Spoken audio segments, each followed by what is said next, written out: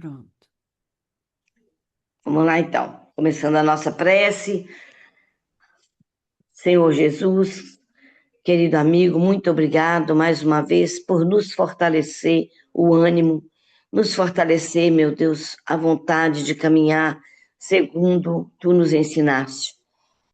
Que nós possamos, Senhor, alcançar cada vez mais forças para vencer a nós mesmos e continuar essa caminhada, sem desanimar, sem desistir, entendendo, Senhor, tudo dos desígnios de Deus para conosco, por saber da tua misericórdia, da tua bondade, da tua justiça, que nós saibamos assim de joelhos, Senhor, a agradecer essa oportunidade da reencarnação, que nos dá a chance de caminhar nessa escala evolutiva. E muito obrigado, Senhor, por estes ensinamentos, por nos trazer até aqui para conhecermos cada vez mais e entendermos cada vez mais o que desejas de nós nessa jornada. Muito obrigado, abraço a todos os nossos companheiros que aqui estão, os que não virão, os que estão a caminho, todos nós estejamos sob a sua haste, que a nossa sala seja iluminada, que nós possamos receber boas vibrações, amigos do plano espiritual, que contribuem com o nosso bem-estar físico e espiritual. Muito obrigada, que assim seja. Vamos lá, né, gente? O João hoje vai fazer o estudo para nós. Se ele não viesse hoje, a gente não ia fazer, porque hoje eu não teria nenhuma condição de falar sobre esse tema de hoje. Vamos lá então, João. Então, gente, boa noite a todo mundo. Para a gente começar, então, sempre muito bom voltar à nossa casa, né? Sempre muito bom estar aqui com vocês e agradecendo sempre a caridade de ofertar trabalho no Evangelho. A gente vai pedir licença para poder compartilhar algumas anotações que a gente vem fazendo para a gente ajudar, para ajudar no nosso estudo, ok? Então, a partir de agora, não vou conseguir mais ver vocês. Se acontecer qualquer coisa, por favor, me acionem pelo microfone, certo? Então, gente, hoje a gente vai falar sobre a perícope que está no capítulo 6 de Mateus, entre os versículos 16 e 18, onde Mateus trata sobre as palavras de Jesus acerca do jejum. Para a gente começar a entender isso, né, é interessante a gente perceber que a perícope do capítulo 6, as perícopes contidas no capítulo 6, são de três naturezas. E o capítulo 6 é muito interessante quando ele é pensado dessa forma. Nem todo mundo concorda com essa divisão. O Haroldo, por exemplo, é um que não concorda diretamente, né, mas ele até aceita. Que ela começa com três obras de justiça. As três obras de justiça são a esmola, Deus e o jejum. A esmola para que você aprendesse a se retratar e tratar com o irmão. A oração para você aprender a tratar e se retratar com Deus. E o jejum para você aprender a se tratar e retratar-se consigo próprio, criando inclusive uma autocrítica mais evoluída. Logo depois, Jesus ensina para a gente a oração do Pai Nosso e ele termina o capítulo 6 com as três proibições. Não entesourei para vocês tesouros no céu, né? Eu estou no tesouro na terra, entesourei esse tesouro no céu, onde a traça não corrói, o ladrão não rouba.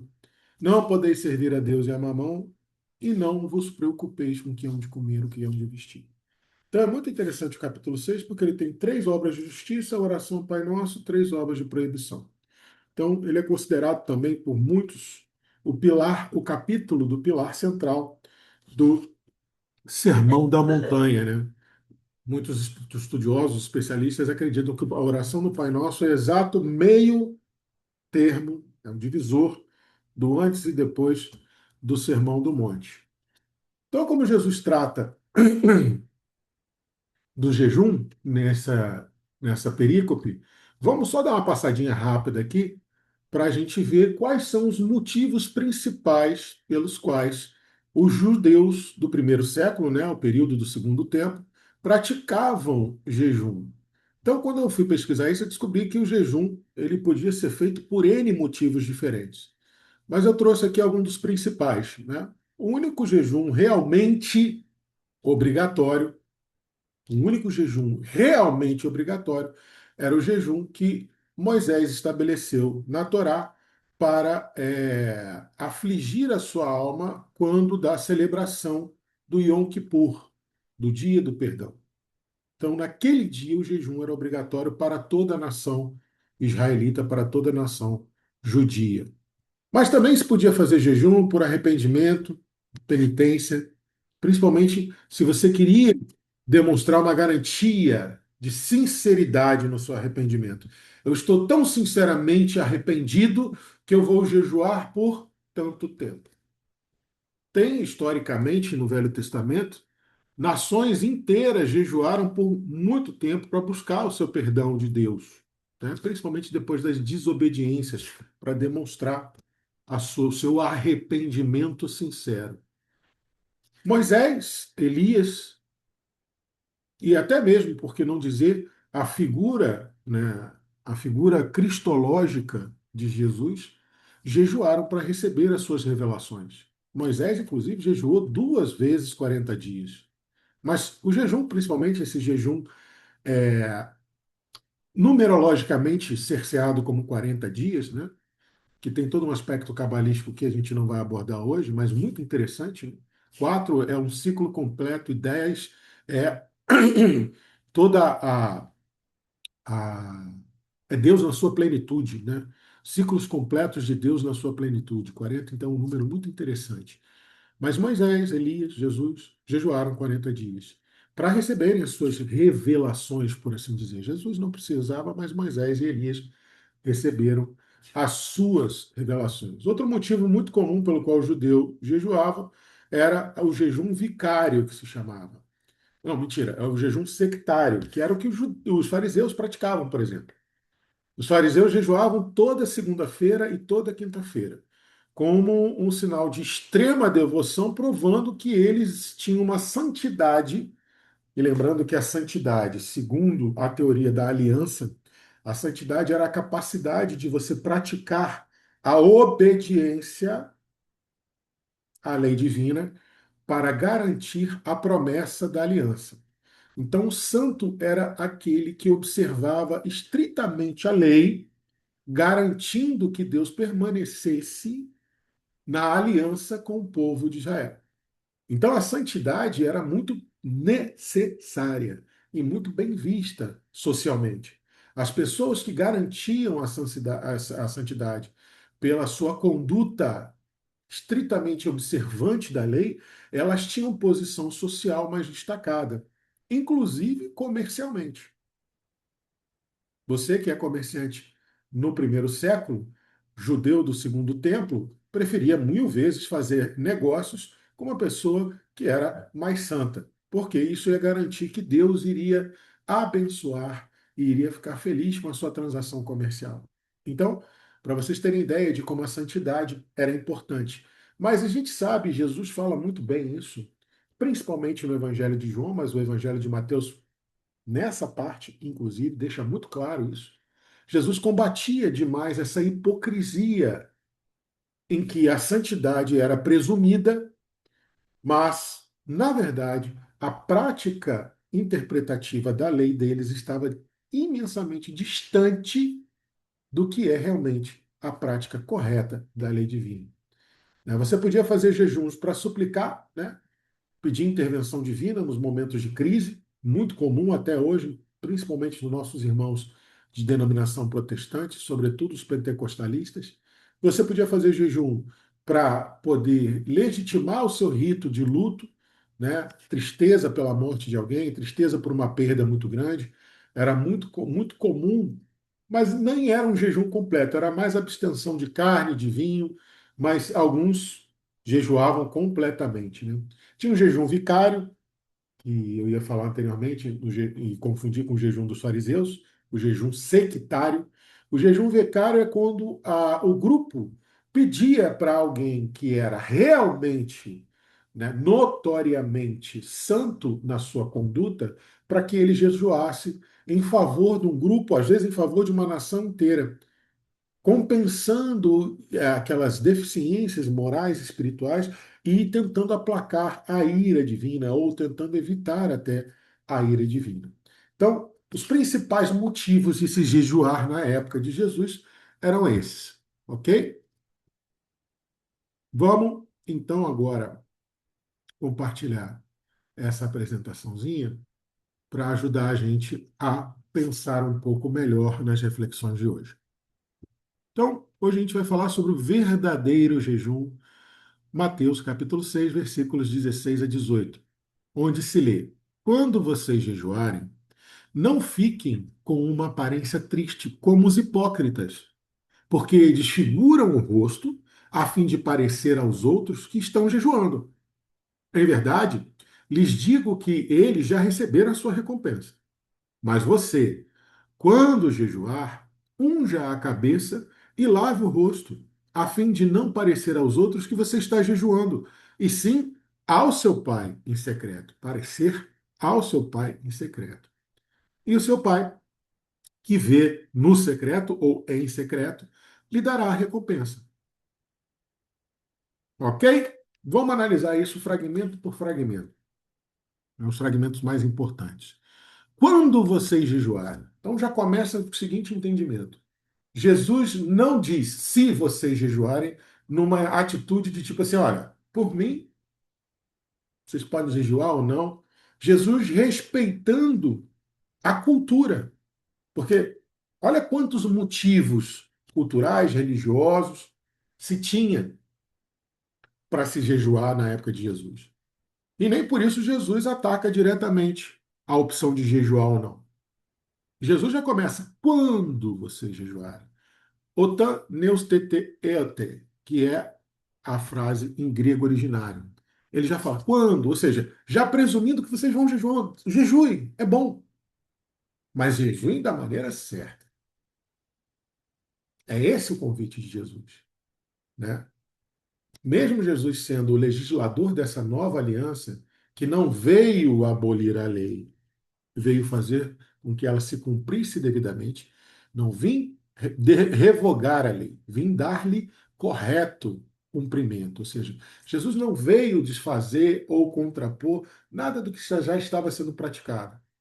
Ele veio só dar o entendimento correto para que a prática ficasse alinhada com a perspectiva moral e, por que não dizer, intelectual, que deve ter a interpretação da lei divina.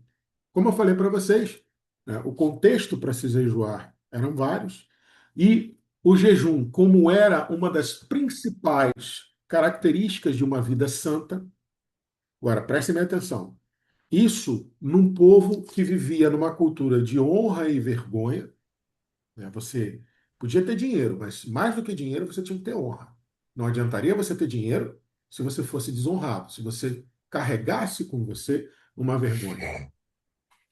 Então, numa sociedade de honra e vergonha, o jejum, que era um voto de santidade, que era um voto de que você estava procurando a santidade, te elevava socialmente e comercialmente, como eu citei agora há pouco. Você se tornava um cidadão destacado, né? O cidadão de bem da época de Jesus, né? Tirando o Yom Kippur, que era obrigatório. E Jesus, então, quando fala quando vocês jejuarem e não se vocês jejuarem, repito, ele não estava vindo derrogar a lei, ele estava vindo dar o devido cumprimento. Ele começa dizendo: olha, vocês continuem jejuando. O exercício não é o ideal, o jejum da carne não é o ideal é o jejum do espírito, mas para agora, tá bom. Para agora, continue fazendo isso. Mas eu vou ensinar para vocês uma nova perspectiva. E aí, Jesus, tipologicamente, ou seja, né, para quem não lembra, a tipologia é a parte da teologia e da ciência das religiões, ciências da religião, perdão, que estuda onde Jesus cumpria exatamente os ditos, as perspectivas e as expectações, as expectativas do Velho Testamento. Por exemplo, Moisés jejuou 40 dias e 40 noites, duas vezes. Jejuou para receber as tábuas lá no Sinai, no Monte Horebe. Desceu, estourou uma das tábuas no bezerro de ouro, fez um furdúncio, mandou matar todo mundo e fez um jejum novamente para que Deus não ficasse irado com ele, para que ele pudesse receber novamente as tábuas da lei. Jesus já veio com a proposta tipológica de que esse jejum, né, deva ser para que você alinhe junto com a esmola e junto com a oração, né, para que você alinhe-se mentalmente, moralmente e afetivamente, alinhe-se mentalmente, moralmente e afetivamente com a real perspectiva da lei divina, que não pede para você mortificação da matéria. Sofrimento vão não faz parte dos planos divinos. O próprio profeta Oséias fala isso e Jesus repete isso na, no banquete na casa de Simão o fariseu, que ele fala, ele cita o profeta Oséias: sacrifício não, mas misericórdia, eis o que eu quero. Então, mortificar o corpo, fazer o corpo sofrer sem sentido, ou pior ainda, no intuito de você alimentar essa cultura de vergonha e honra que permeava a época de Jesus, é muito contrário aos ditos morais da lei divina. E é exatamente isso que Jesus vem, não para proibir, mas para ensinar o como e o porquê legitimamente. Disciplina, e o jejum precisa de disciplina, é muito bem-vinda, mas que ela seja utilizada para o que a matéria se predispõe. E para que a matéria se predispõe? Para que o espírito se manifeste. A matéria é o veículo por excelência no nosso estágio evolutivo, no nosso planeta de provas e expiações, para que o espírito aprenda. A escola do espírito é a matéria e todas as suas sensações. Então, tem a parte interessante do jejum, que é a disciplina, o desprendimento, o desapego, mas é preciso saber o como e o porquê, e é isso que Jesus vem ensinar nessa perícope. E se você for lá no livro Opinião Espírita, né, você vai ver que, se eu não me engano, esse é de André Luiz. Não, esse é de Emmanuel. Nessa legenda, a lógica espírita aconselha disciplinas edificantes e não rigores inúteis, austeridades que rendam educação e progresso, regimes que frutifiquem compreensão e beneficência, cooperação por escola e trabalho, exprimindo aprendizado espontâneo. Aí Emmanuel resume qualquer tipo de sacrifício que você vier a fazer, o que esse sacrifício deve simbolizar e onde ele deve estar pautado. Silício e Vida, capítulo 44, é do Emmanuel. Sim. É, eu já falei, né? Vou só repetir. É nesses termos que Emmanuel nos traz que a gente deve, sim, pautar toda e qualquer forma de sacrifício que a gente pretender fazer na nossa vida. Outra coisa também, no fragmento, não fiquem com uma aparência triste como os hipócritas, porque desfiguram o rosto a fim de parecer aos outros que estão jejuando, que estão em sofrimento, que estão em abnegação, que estão em processo de santificação por mortificação. E aí Jesus usa a palavra hipócritas e é muito interessante você perceber porque ele usa essa palavra em outras ocasiões e é importantíssimo a gente saber que na época de Jesus, o grego hipocritai, ele não era um xingamento, ele não era uma denúncia. Hipocritai era um termo do teatro grego clássico. Eles eram os personagens dissimuladores, né? Que eles vinham com falsa piedade para ludibriar a jornada do herói. Então, quando Jesus chama eles de hipocritai, provavelmente eles devem ter ficado até confusos, porque o termo hipócrita herdou, ou melhor do que herdar. O termo hipócrita evoluiu para o conceito que a gente usa hoje, extremamente pejorativo e ofensivo, de alguns séculos para cá. Na época de Jesus, hipocritai dizia simplesmente que você é aquele ator do teatro que finge bonzinho só para atrapalhar o herói. Para quem tivesse cultura, principalmente cultura grega, pegaria a sagacidade de Jesus. Mas eu sou capaz de apostar com vocês, do pouco que eu entendo sobre o farisaísmo, que muitos deles jamais entenderiam essa sacada de Jesus e ficariam fingindo que entenderam, mas sem entender. Que, aliás, segundo o Evangelho, é bem comum deles, né? Eles ficam sem entender, fingindo que entenderam. Mas, vou repetir, isso acontece numa sociedade, como todo o Mediterrâneo, que era permeada pela cultura de honra e vergonha.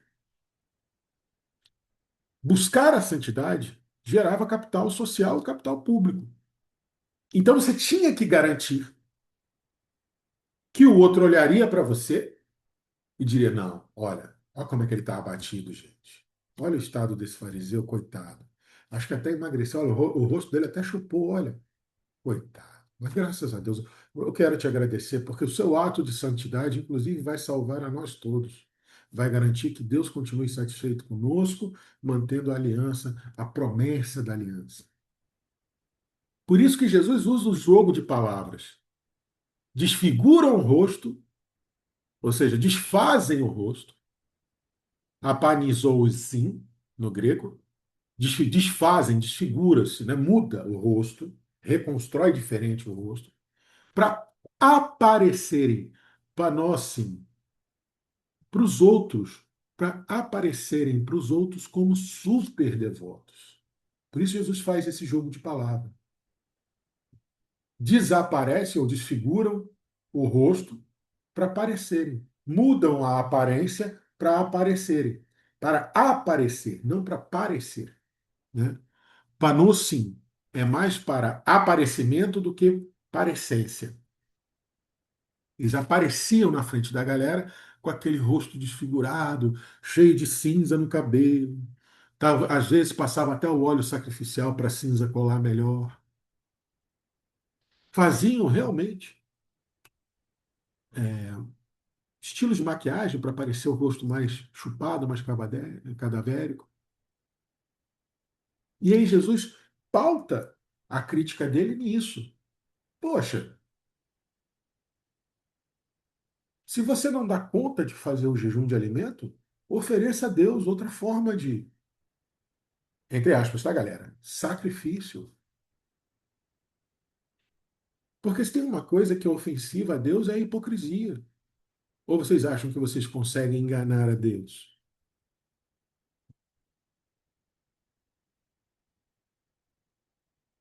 Essa ironia que Jesus usa da palavra hipócrita é genial, né?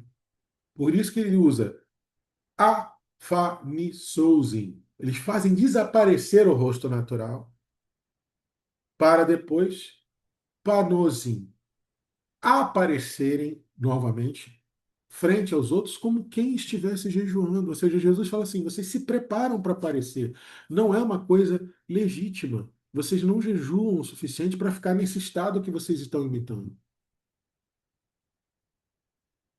Mas, lógico, vamos entender bem isso. Era extremamente importante, principalmente para os fariseus, que gostavam de se dizer e aparentar superioridade espiritual, superioridade santifícia da população, era importantíssimo para eles, era um rito, inclusive aceitável entre eles. Mas Jesus vem chamar a atenção, isso é hipocrisia. E o salário da hipocrisia é a mentira. Quando Jesus, lá no Evangelho de João, fala no discurso entre Jesus e Abraão, no capítulo 8 de Jesus, que eles falam, né? Vocês são filhos do diabo, porque vocês são filhos da mentira. Vocês é que são filhos do diabo. Que eles acusam Jesus de ter daimon. Aí Jesus fala: não, eu não tenho daimon, porque o que eu estou falando é verdade e é da parte do Pai. Vocês estão ouvindo o que eu estou falando e estão vendo os sinais que eu estou fazendo. Agora, Se vocês quiserem ir por esse caminho, vocês então é que são filhos do diabo, porque vocês são filhos da mentira, vocês são hipócritas. Olha a gravidade do raciocínio de Jesus sobre a hipocrisia. Então, o verdadeiro espetáculo, aquilo que é realmente espetacular aos olhos de Deus, é a simplicidade. Mais vale uma simples e frugal vida do que todos os jejuns feitos com as vistas a dar espetáculos aos homens, mas que em nada corrigem vossas inclinações e tendências para o mal. Kardec fala isso na Revista Espírita de abril de 62. Vou repetir, porque é lindíssimo esse raciocínio de Kardec. Mais vale uma vida simples e frugal do que todos os jejuns feitos com vistas a dar espetáculo aos homens, mas que nada corrigem vossas inclinações e tendências para o mal. Kardec foi direto ao ponto. Seja legítimo. Eu gosto sempre de lembrar por que Davi era um homem segundo o coração de Deus e Pedro era um homem segundo o coração de Jesus. Porque eles eram legítimos, eles não eram afetados, eles eram o que eram. Amavam com a mesma força que tropeçavam. E levantavam com a mesma força, sofriam as consequências com a mesma força, aprendiam com a mesma força e seguiam em frente com a mesma força. Eles eram legítimos, eles não se afetavam em nada. Quanto mais você se afetar, quanto mais você buscar aprovação exterior, adequando o seu proceder, mais longe de uma reforma íntima legítima você vai ficar, porque você vai estar preso à hipocrisia. E se tem uma coisa que Jesus critica no Evangelho, podem ver, é a hipocrisia. Aliás, é a única coisa que Jesus realmente condena é a hipocrisia. Tanto que, como eu falei, o salário da hipocrisia é a mentira. Jesus mesmo disse: em verdade lhes digo que eles, esses que desfiguram o rosto para aparecerem na frente dos outros como se estivessem jejuando, esses hipócritas, eles já receberam a sua recompensa. Receber, verbo apekó, do grego, era um termo comercial, jurídico comercial. Era um recibo que você recebia, né? Era um papel que você recebia, um recibo, dizendo que está quitado. Pronto, você já ninguém te deve mais nada. Era o recibo de quem estava esperando receber algo. Está aqui, ó. O algo que você precisa e o recibo junto, o apecol. E Jesus fala que você vai receber o recibo, o apecol, da mistos. Olha a palavra grega, mistos. Parece mítico, mentira. Ou seja, você vai receber a recompensa mistos, a recompensa que é do mundo.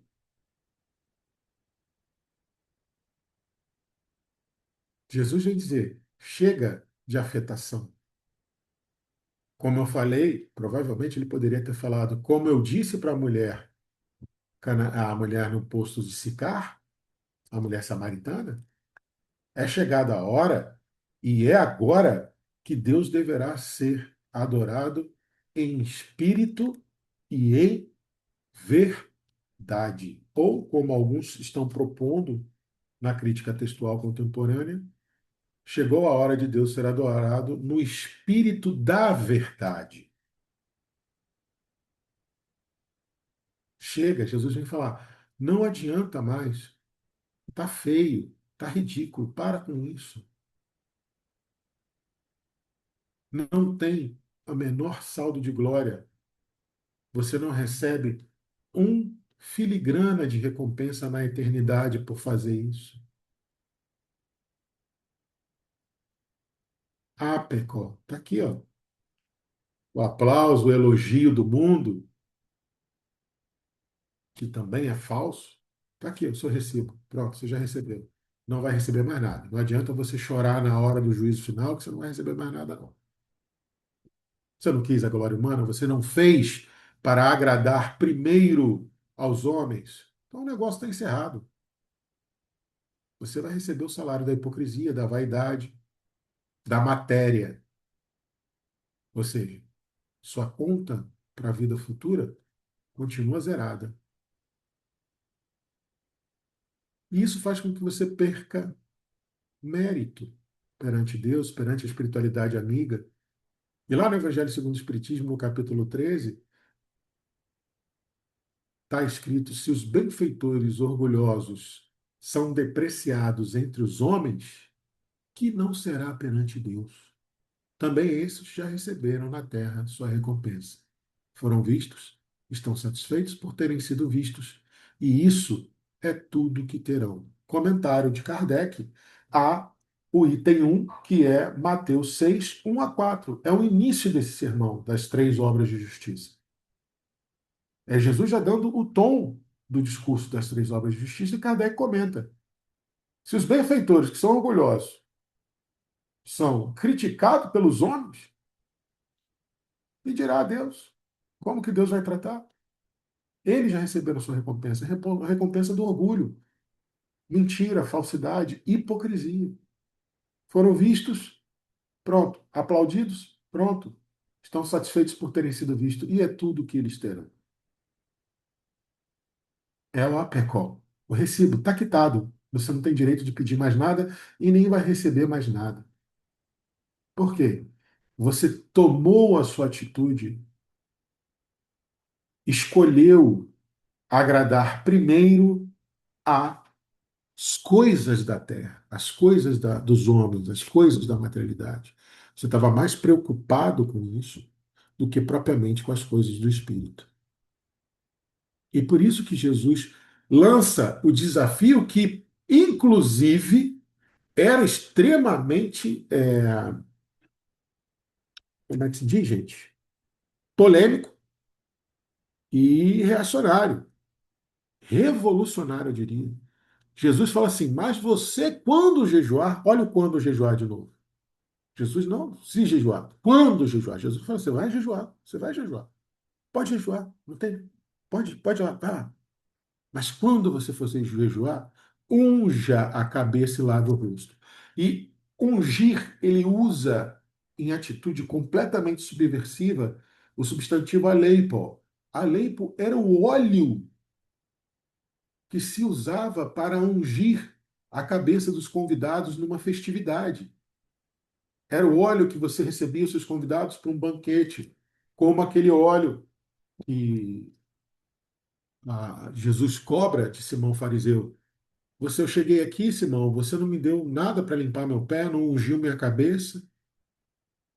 E no tom que Jesus fala, segundo o Evangelho de Lucas, parece que ele teria sido o único que não recebeu isso. O aleipo, que era o óleo de unção festiva, ao contrário do Christos, que era o óleo que se misturava com as cinzas para você fazer qualquer ato de repúdia, de luto. Então, o aleipo, o óleo festivo, era expressamente proibido, tanto no luto, enquanto você estivesse em luto, quanto no período de jejum. Então, Jesus fala: isso que vocês fazem é tão ridículo que eu não tenho nem direito de cobrar se eu quiser usar o aleipo. Que autoridade vocês vão ter para mim de dizer que eu não posso usar o aleipo se vocês são hipócritas também? E lógico, Jesus também está fazendo essa tipologia nupcial. Porque você ungir a leipa com óleo festivo simboliza a presença da alegria, da festividade. Era usado nas núpcias, né? Era usado nos aniversários, nas grandes festividades. Era um sinal de respeito, de carinho, de comunhão entre os homens. Vem cá que eu vou ungir sua cabeça. O que Jesus está ensinando? Se você vai ofertar um sacrifício para Deus, seja ele qual for, em prol de algo que seja bom para você e para todos, em prol de um bem comum, você deveria estar em festa, não aparentando sofrimento. É assim que você quer tratar com Deus? Deus, eu vou me tirar um pouquinho do meu conforto em prol de um bem maior, para que o Senhor me olhe com um pouco mais de misericórdia, olhe para nós todos com um pouco mais de misericórdia, para que o Senhor permita que nós possamos entender a sua lei mais e melhor. Isso é motivo de tristeza? Pergunta Jesus, indiretamente. Não. Se você está fazendo para o bem comum, se você está fazendo em honra e glória do Senhor, isso é motivo de alegria e de festa. Por isso Jesus fala: usem o óleo festivo.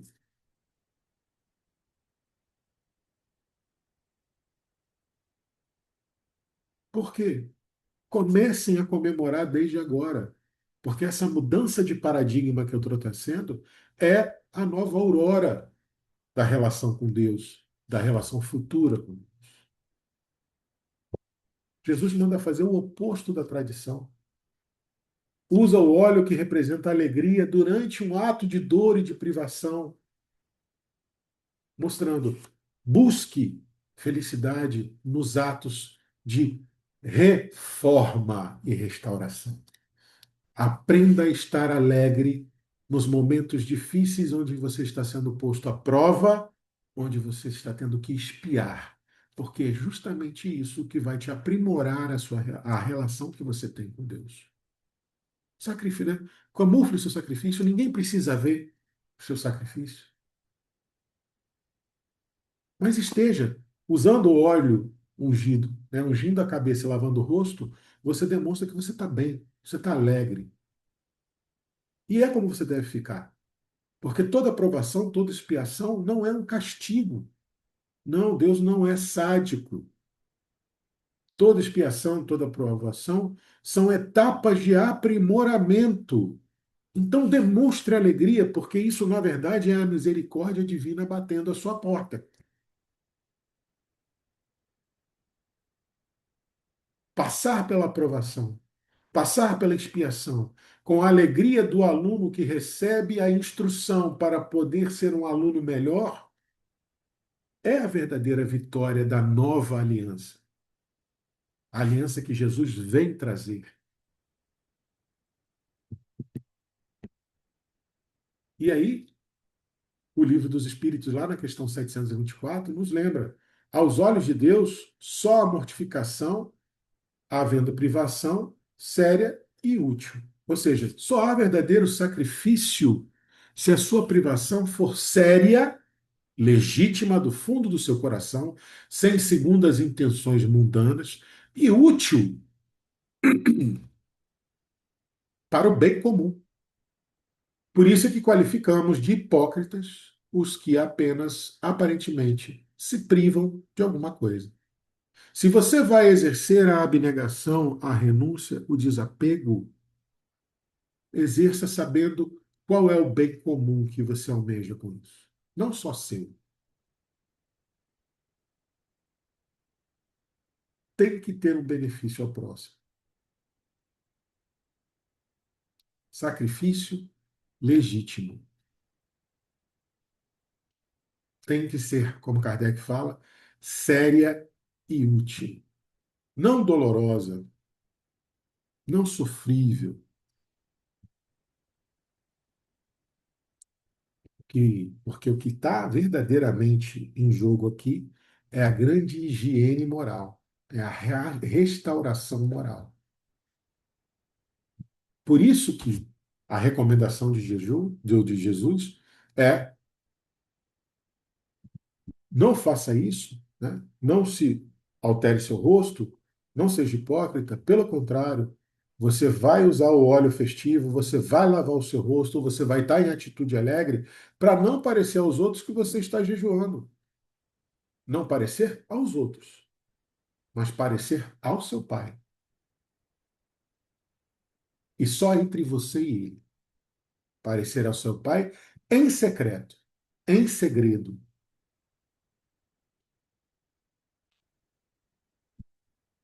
Só você e Deus precisam saber. Mais ninguém.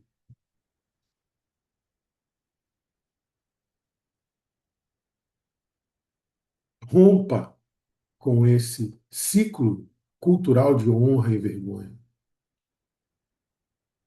Só você e Deus precisam saber. Só a sua fé precisa ser testada. Só a sua fé precisa ser legitimada. Então, não pareça aos outros qualquer sacrifício. Chico fala isso de várias formas, né? Mas no Evangelho segundo Chico, escrito por ele próprio, tem uma liçãozinha lá muito bonitinha, né? Que ele fala que deixar transparecer a sua dor é uma maledicência para com o outro, porque você, no mínimo, vai deixar o outro angustiado de te ver sofrendo. Isso quer dizer que eu tenho que sofrer sozinho, João? Não é sofrer sozinho, mas é sofrer sem murmurar. Pela lei diz, pela lei não é lei de sobrevivência, não, gente, fugiu. Lei de conservação, você tem que pedir ajuda toda vez que você estiver ameaçado, mas não reclamar, não murmurar, não transparecer dor. Até porque a dor é a pedagogia divina. Se você deixar transparecer, você está deixando de aprender com ela. E aí você está entrando no ciclo da ruminação da dor, que é o sofrimento. A verdadeira espiritualidade acontece dentro de você. O reino de Deus está dentro de vós. A lei divina está escrita na nossa consciência. E é ali que a nossa conexão com o divino, com o sagrado, deve ser executada, deve ser exercida. A gente precisa quebrar as nossas dependências de aprovação, de legitimação alheia. A única pessoa que tem o direito de me legitimar ou não, de me validar ou não, de me aplaudir ou não, de me corrigir ou não, é Deus. Só Ele tem esse direito e essa capacidade. Então, a doutrina espírita pede para a gente ir praticando esse desinteresse. Eu não estou interessado no que o mundo vai falar de mim. Eu estou interessado no que Deus vê em mim, de como eu aparento para Deus. Lá no Evangelho segundo o Espiritismo, também no capítulo 13, já no item 19, Kardec comenta que aquele que procura. Não, isso já é a instrução dos Espíritos. Não vou lembrar qual é o Espírito, gente, perdão. Mas lá na instrução dos Espíritos está escrito: aquele que procura na terra recompensa ao bem que pratica, não a receberá no céu. Deus, entretanto, terá em apreço aquele que não busca no mundo. Jesus falando para você desapegar da hipocrisia nas três proibições, porque a primeira orientação, a primeira lei de justiça, a primeira, não, perdão, ele coloca isso como lei de justiça, né? Não ser hipócrita, porque a primeira proibição é não vai entesourar para você tesouro sobre a terra onde a traça e a corrosão consomem, onde os ladrões arrombam e roubam. Vai entesourar para você tesouros no céu. Não é para entesourar nada aqui. Não é para buscar nada além do necessário aqui. E aí, e o seu pai, que vê em secreto, ou que vê o seu segredo, ou que vê o seu segredo para com ele, a sua tentativa de manter esse segredo entre você e ele, lhe dará a recompensa. Qual a recompensa, João? A recompensa do entendimento aprimorado da lei divina. É a única recompensa, gente, que realmente vale a pena para nós que estamos reencarnados. Aliás, vale a pena em qualquer estado. É a única recompensa que vale a pena para o espírito, seja um espírito alma encarnada, seja um espírito errático, desencarnado. Deus vai te dar apodosei, vai te dar uma retribuição. A palavra recompensa foi latinizada de uma forma imprópria, conceitualmente. Porque o conceito que está sendo dito é: Deus vai te retribuir. Apodosei. A justiça divina vai devolver para você a luz proporcional ao esforço que você está realizando. Vai lhe dar a transformação proporcional à sua força de superação. Então, a apódose, a retribuição de Deus aos seus esforços legítimos, é o aprimoramento do entendimento da lei divina. Por quê? A gente só é infeliz quando a gente se afasta da lei divina. Então, nada mais justo que ele recompensar, ele retribuir para a gente o entendimento aprimorado. Nosso mérito, pelos nossos esforços, e lógico, proporcional. E Jesus garante isso. Jesus fala, e seu Pai, que vem em secreto, lhe dará a recompensa. Jesus garante, ele vai te retribuir.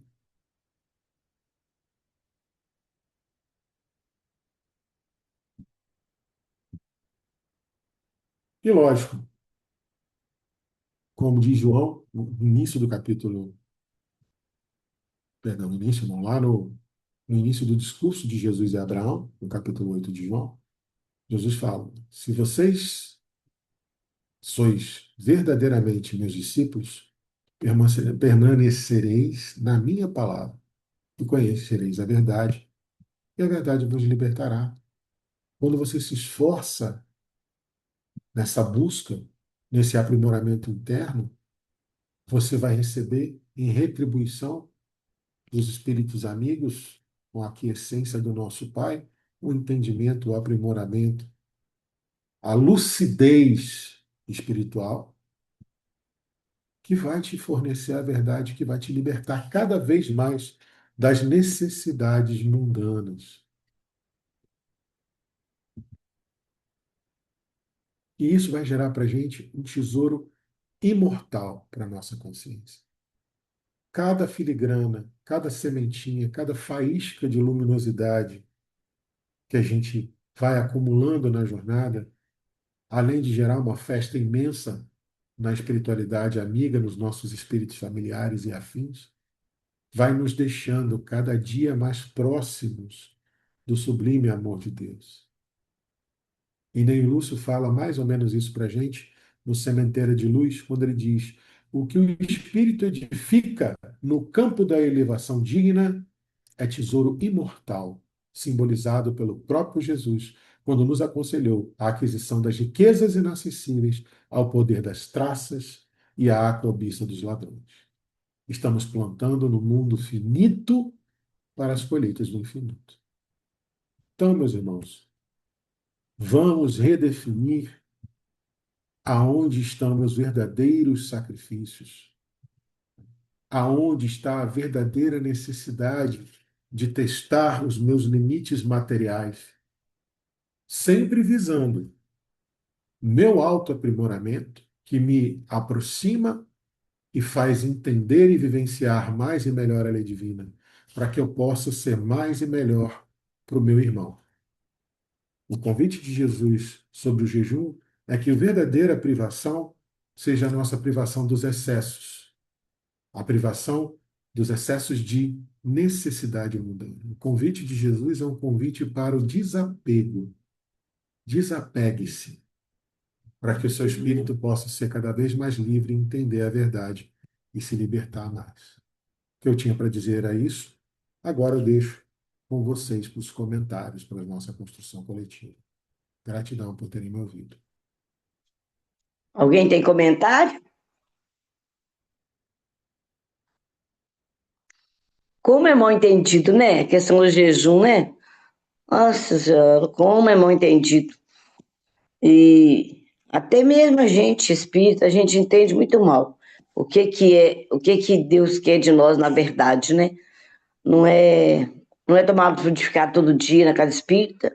A nossa hóstia, que é, o copinho de água frutificada, não é, né? Então a gente pensar, realmente ressignificar o que realmente é importante nesse momento. Tira essa tela aí, João, tá aparecendo na sua tela.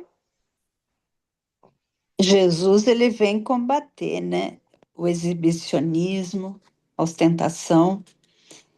E o jejum é esse ato de renúncia, né?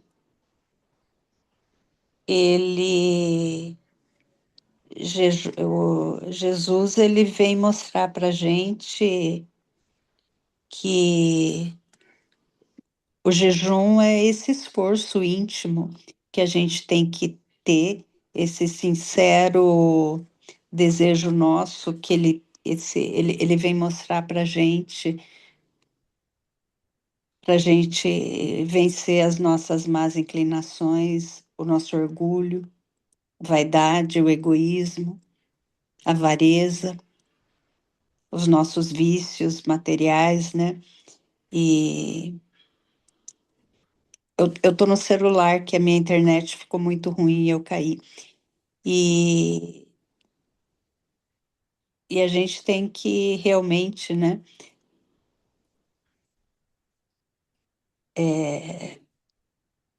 Essa questão de exibicionismo, né? E eu acho que o maior objetivo é vencer a nós mesmos, né? E cada vez mais, como o João trouxe, né? A gente está evoluindo, a gente está cada vez mais em direção ao nosso Pai. Gratidão, foi muito bacana refletir sobre o jejum. Eu já gosto muito, eu sou adepta ao jejum da alimentação. Eu, eu acho que cada vez mais a gente tem que se adapta, se adaptar ao jejum do esforço íntimo das nossas melhoras às más inclinações. Gratidão. É isso. É isso. Quer falar alguma coisa, Vera?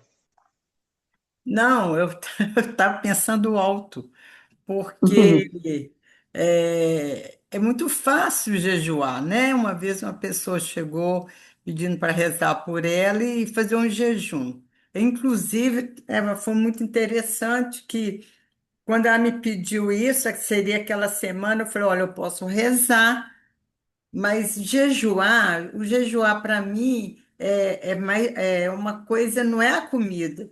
Jejuar para mim é não ter pensamento ruim, procurar não falar mal. Isso para mim é jejum. Não é deixar de comer, não.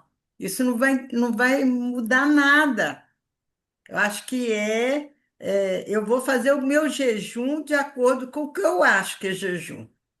E também foi interessante que 4 dias depois ela faleceu, sabe? Hum?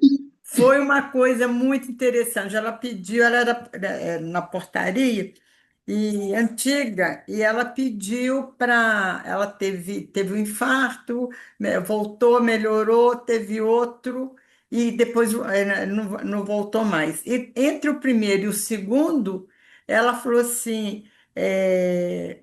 Eu queria pedir a você uma semana de oração para mim, você e uma outra, que coincidentemente também é espírita, aqui do prédio, e jejuar. Aí foi interessante que eu ainda falei com ela: olha, meu jejum, eu acho meu jejum que o que é jejum para mim é diferente de comida. E aí falei para ela, falei, não, do jeito que você quiser. E 4 dias depois ela faleceu. Eu tinha rezado para ela. Agora não sei se eu É, tenho conta do meu jejum, não. é. Que esse Tem jejum uma, é difícil. tem umas velhinhas, né, que a gente vê de vez em quando, jejuando com tanto fervor, que aquilo tem valor. Ah, Aquele jejum lógico. que está fazendo ali tem aquele valor. É Agora, a a gente que faz sintonia.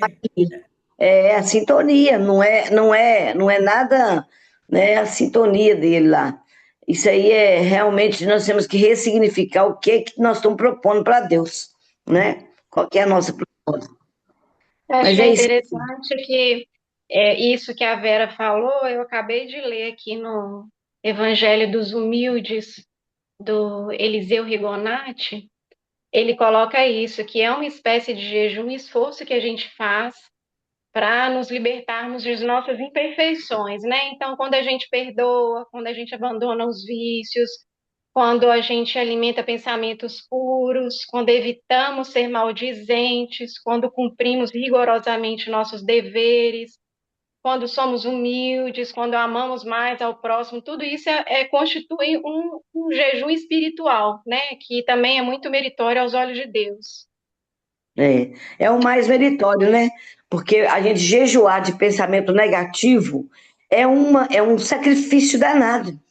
Porque prejulgar o que você vê na rua, prejulgar as pessoas, as atitudes dos outros, isso é o jejum, né? Não me deixe pensar isso, não.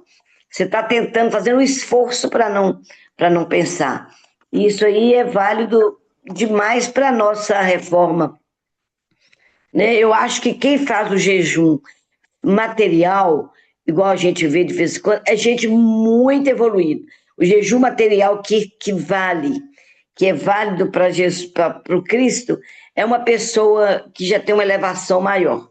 Apesar dela fazer o jejum material de comida, de alguma coisa, com certeza o sentimento dela é outro. Então, uma fé tão grande, eu vou jejuar para curar o meu filho, vou jejuar para. É aquela esperança, aquele coração de muita evolução, que não é maquiado, igual o João colocou, né? A gente não chega a parecer fantasma para os outros para saber que a gente está jejuando, mas lá no fundo você maquia, tenta maquiar para Deus, né? Estou deixando de comer isso, mas fica naquela agonia. Vou fazer a quaresma do chocolate. Nossa, não acaba essa quaresma.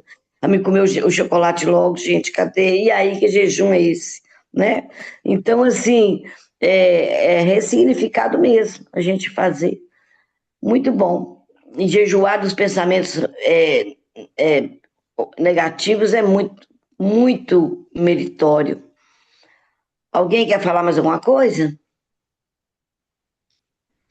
Então, tá bom. Obrigado, viu, João? Eu ainda, gente, estou com a nossa escala, ainda tá, eu estou por fazer ela para o resto do semestre, mas nós vamos manter o nosso estudo, tá? Se a gente não for conseguindo ninguém para ajudar a gente a facilitar, nós fazemos o nosso estudo. Semana que vem eu até acho que já tem alguém mais para frente.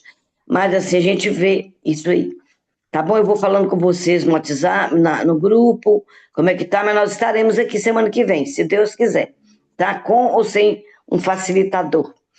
Vou lembrar do estudo, do encontro em setembro, gente. Tá chegando, as nossas vagas estão acabando, nós ficamos assim, impressionados, até muito surpresos com a adesão de inscrições, né? Nós temos 30 vagas agora, 30 e um pouquinho de 400.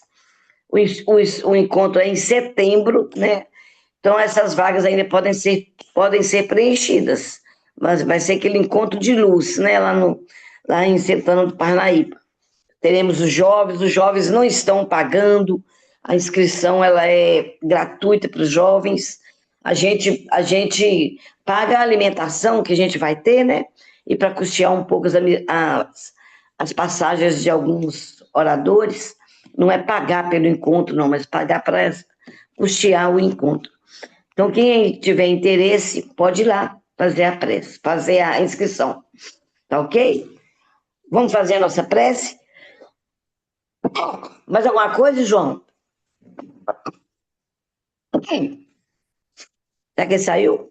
Tudo certo, só agradecer a oportunidade de sempre. Sempre muito bom estar com vocês. Nós que agradecemos esse banho de luz. Muito bom, muito conhecimento, né, Vera? Pra gente, Nossa né? Senhora, a gente virou uma formiga. É verdade. Vamos lá, então. Muito obrigado, Senhor, por mais esses momentos. Obrigado, Jesus, por esse evangelho maravilhoso que, através do seu exemplo, cala em nosso coração, sem retrucas, sem maldizer, porque sabemos, Senhor, que Ele é o verdadeiro caminho para a eternidade. Muito obrigado, Jesus. Ser conosco hoje e sempre. Que assim seja. Vamos lá? Boa noite. Assim seja. Boa noite a Boa noite a, todos. Boa noite a noite. Boa todos. noite, gente.